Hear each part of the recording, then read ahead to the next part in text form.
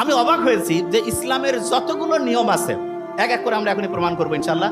প্রত্যেকটা নিয়মের মূল কাজ হচ্ছে আমাদের ব্রেনটাকে ভালো করা। ব্রেনটাকে কি করা? ভালো। এক এক করে যাই, ধরবো কিন্তু এখন।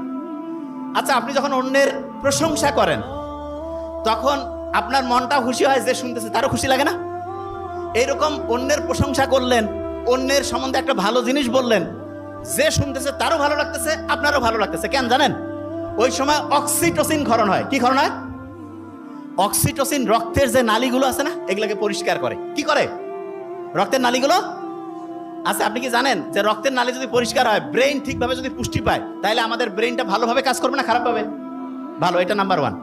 আচ্ছা, আপনি চিন্তা করেন তো, আপনি মায়ের দিকে সুন্দরভাবে তাকাইলেন।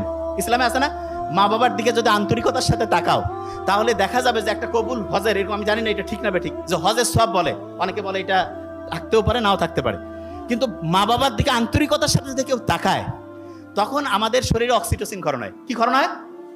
বলি না কেন? অক্সিটোসিন। এবং মা, ওনারও শরীরে অক্সিটোসিন ক্ষরণ হয়। তাহলে তখন হয় কি, মায়ের যে রক্তের নালীগুলো আছে না, এগুলো পরিষ্কার হয়।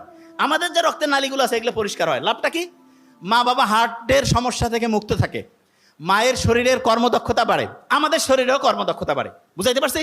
আচ্ছা, ইসলামকে হাসি মুখে কথা বলতে উৎসাহিত করে নাকি মুখ গোমরা করে?